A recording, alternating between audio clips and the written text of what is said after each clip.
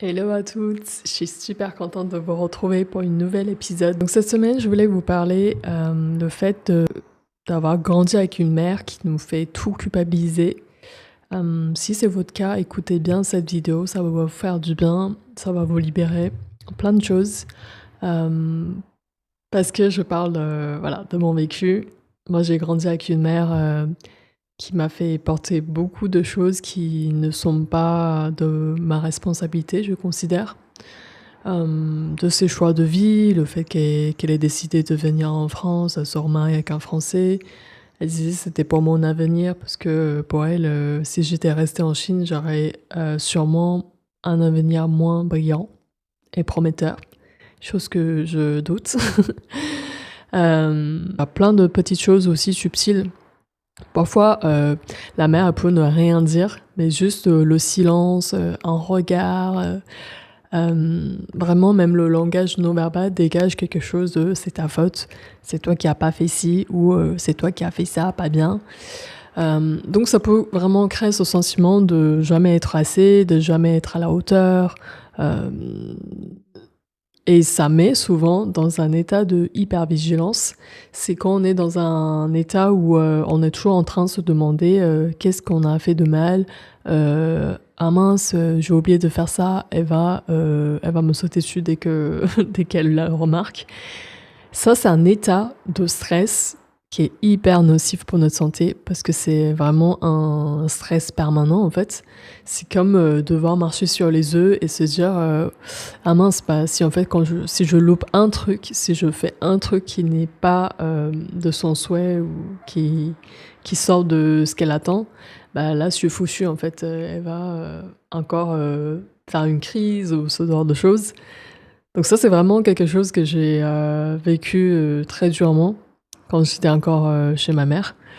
Je me rappelle à quel point j'avais mal au ventre quand je devais rentrer chez moi. Donc quand j'étais plus jeune, je passais vraiment tout le temps possible à l'extérieur avec des amis, même si voilà, c'est pas des amis finalement avec le recul forcément qui me faisaient du bien ou quoi. Mais juste le fait de plus être chez moi, c'était un soulagement, enfin chez elle. Parce qu'il y avait vraiment ce niveau de stress permanent, d'état d'hypervigilance permanent, à se demander qu'est-ce qu'elle va me faire, qu'est-ce qu'elle va me reprocher encore. Parce que vraiment, c'était des critiques en permanence, tous les jours. Donc, si vous avez grandi avec une mère qui vous fait culpabiliser pour tout, il y a de fortes chances que cette relation soit dysfonctionnelle. Après, quand je dis ça, c'est bien sûr, c'est une relation, c'est à deux, encore une fois. Il y a des solutions à ça, il y a les façons de poser des limites pour ne plus être piégé par ce sentiment de culpabilité en permanence. Mais faut-il se rendre compte que c'est pas toujours notre faute? Enfin, c'est pas notre faute la plupart du temps. Donc déjà, une chose qui va faire du bien, je pense, c'est vous rendre compte que ce n'est pas par rapport à vous. Ce qu'elle vous fait comme reproche, souvent, c'est une projection de son mal-être. Peut-être qu'elle-même, elle se met une pression de dingue à faire des choses parfaitement. Et elle attend de vous à faire la même chose, si ce n'est plus, parce qu'elle a beaucoup d'attentes envers vous. Euh, donc voilà, c'est quelque chose qu'elle a projeté de ce qu'elle vit à l'intérieur.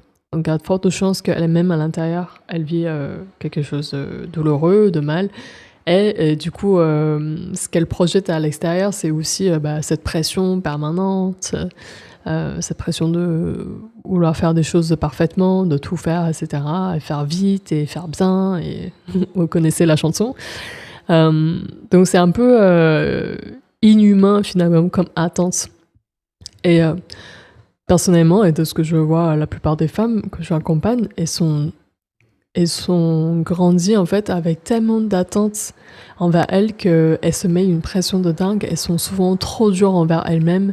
Et quand on écoute à notre dialogue intérieur, c'est souvent des voix assez jugeantes. Ah mais t'as pas fait ci, ah mais t'es une flemmarde, mais si tu te reposes, mais tu fais rien et du coup tu vaux rien. C'est vraiment ce type d'agention. Et quand je parle de ça, vraiment, moi-même, je travaille encore sur certaines croyance parce que je sais que c'est faux. Je sais qu'aujourd'hui, je sais que ma valeur ne dépend pas de mes accomplissements parce que longtemps j'étais dans le faire, faire, faire et quasiment jamais dans l'être.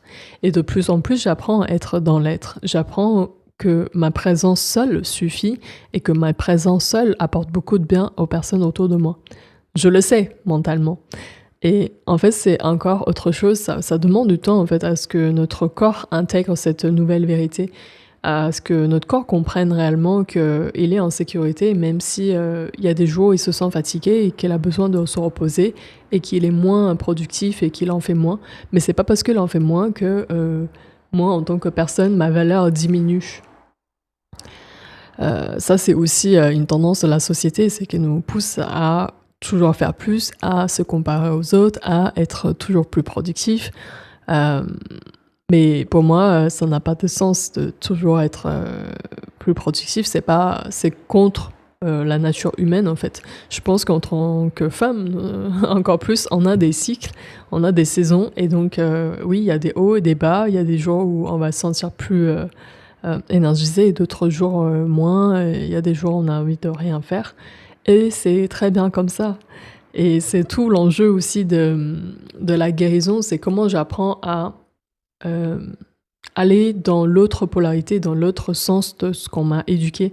Donc, si on m'a toujours éduqué à être toujours dans faire plus, faire mieux, comment moi, en tant qu'adulte aujourd'hui, je m'apporte une présence d'amour, de compassion et à me auto-rassurer en fait en me disant que non, en fait, ma valeur ne dépend pas seulement de mes accomplissements. Je suis bien plus que ça en fait. Je suis bien plus que ça et ma valeur n'est pas définie juste sur une échelle de 20, sur une note, sur le salaire que je peux avoir dans mon travail, la reconnaissance que je peux avoir de l'extérieur. Ça aussi, c'est un truc que je vois beaucoup, c'est qu'il y a beaucoup de femmes qui font des choses dans le but d'obtenir de la validation extérieure. Et ça, c'est très dangereux parce qu'on peut tomber sur des personnes malveillantes qui ne savent pas vraiment apprécier notre juste valeur et qui vont abuser de notre système de vouloir toujours de l'approbation extérieure parce qu'il y a des personnes, malheureusement, pervers narcissiques ou en tout cas malveillantes, qui vont comprendre en fait qu'on a besoin de cette approbation extérieure, donc qui vont abuser de notre demande, notre quête. Et si on rentre dans ce jeu-là, on va toujours vouloir faire plus, toujours plaire, et toujours faire pour les autres. Et donc, il y a de fortes chances de finir en burn-out, épuisement. Et c'est pas ce qu'on veut. Moi, ce que j'enseigne aujourd'hui aux femmes que j'accompagne, c'est de leur apprendre que leurs valeurs ne dépendent pas de ce qu'elles font seulement. Parce que sinon, on revient à un amour conditionné qu'on a sûrement connu enfant avec notre mère. Mais nous, ce qu'on veut, c'est apporter un amour inconditionnel à soi pour attirer de l'amour inconditionnel dans notre type de relation. Par exemple, notre relation amoureuse. On n'a pas envie d'être dans une relation où seulement quand on fait bien la cuisine, quand on fait bien les tâches ménagères, alors on est aimé. Mais par contre, si on est fatigué un jour ou qu'on est malade, qu'on n'est pas capable qu'on n'est plus en mesure de faire, qu'on n'est plus aimé ou qu'on n'a plus l'attention, qu'on n'a plus d'affection, ce n'est pas normal. Ce n'est pas normal. Donc vraiment, c'est un rappel, ce n'est pas normal de se sentir coupable dans les jours où on a moins de pêche ou voilà, qu'on a fait moins. Voilà pour cet épisode, j'espère que ça vous parle. N'hésitez pas à me dire en commentaire, à venir me parler sur Instagram, ça me ferait extrêmement plaisir d'échanger avec vous. Prenez soin de vous, ciao ciao.